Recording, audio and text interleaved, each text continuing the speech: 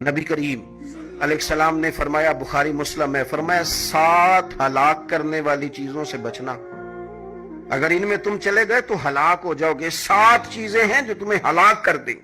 یا رسول اللہ صلی اللہ علیہ وسلم وہ کون کون سی؟ تو حضور نے فرمایا اللہ کے ساتھ شریک نہ کرنا، ہلاک ہو جاؤ گے۔ دوسرا نبی پاک صلی اللہ علیہ وسلم نے فرمایا جادو نہ کرنا، ہلاک ہو جاؤ گے، ہلاک۔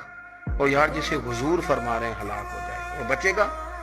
نبی پاک صلی اللہ علیہ وسلم نے تیسرے نمبر پر فرمایا جس شخص کے قتل کرنے کو اللہ نے حرام قرار دیا ہے اسے قتل نہ کرنا، ہلاک ہو جاؤ گے۔ چوتھے نمبر پر رسول پاک علیہ السلام نے فرمایا سود نہ کبھی بھی کھانا، ہلاک ہو جاؤ گے، ہلاک۔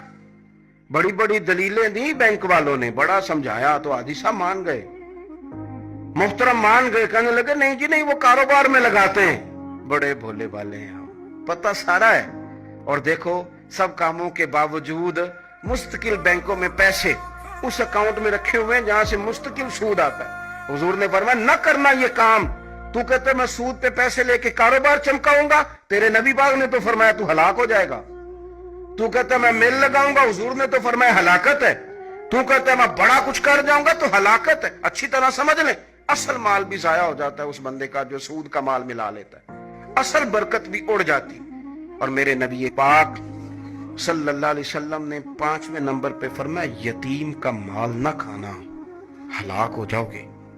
اور پھر 6 نمبر پر نبی پاک علیہ السلام نے فرمایا کفر سے جہاد ہو رہا ہو تو کبھی پیٹ پھیر کے بھاگنا نہ، ہلاک ہو جاؤ گے۔ اور 7ویں نمبر پر اللہ کے رسول نے فرمایا بے قصور اور بے گناہ عورت پر تہمت نہ لگانا، بلا وجہ بہو کے کھاتے نہ کچھ ڈال دینا۔ یہ 7 وہ چیزیں ہیں جو ہلاک کر دیں گے۔